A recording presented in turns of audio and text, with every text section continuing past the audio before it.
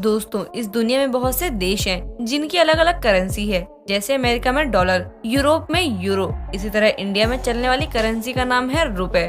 बाकी आपकी जानकारी के लिए बता दें कि एक साल ऐसा भी था जब सरकार को अपने बजट से 2 गुना पैसा नोट छपाई में लगाना पड़ा था, और यह साल था 2016, जब रातों रात सरकार ने 500 और 1000 के नोट बंद कर दिए थे। और इसी दौरान 500 और 2000 के नोट आरबीआई द्वारा जारी किए गए थे।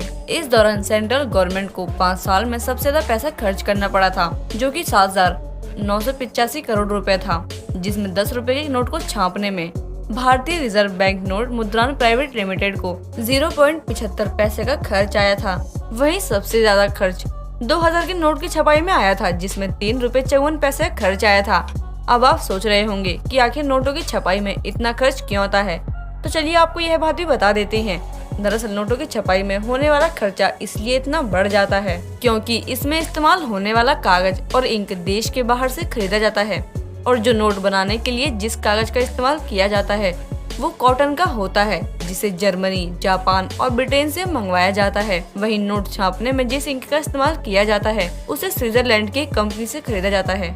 इन नोटों को बनाने में जिस कागज और इंक का यूज होता है वो बेहद ही खास होते हैं, जिसमें इंटेग्लियो, फ्लोरोसेंस और ऑप्टिकल वेरिएबल का यूज किया जाता है। सबसे पहले इंटेग्लियो का इस्तेमाल नोट पर मौजूद गांधी जी की तस्वीर को छापने के लिए किया जाता है। इसके बाद बात करें फ्लोरोसेंस की, तो इसका इस्तेमाल नोट पर मौजूद नंबर की छपाई करने के लिए किया जाता है।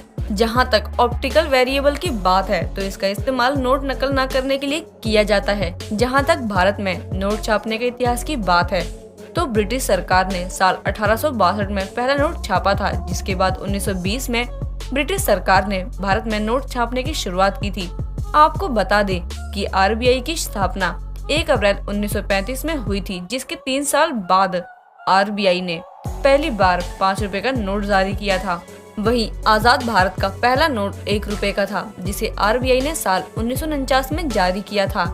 शायद आपको यह बात पता नहीं होगी कि साल 1947 से पहले आरबीआई के तरफ जारी किए गए सभी नोटों पर ब्रिटिश के जॉर्ज की तस्वीर हुआ करती थी, जिससे भारत की आजादी के बाद बंद कर दिया गया। और आरबीआई ने पहली बार साल 1969 में गांधी जी की तस्वीर वाला पहला 100 रुपए का नोट जारी किया था। तो क्या दोस्तों, इस वीडियो से पहले आपको भारत के इन नोटों के बारे में जानकारी थी?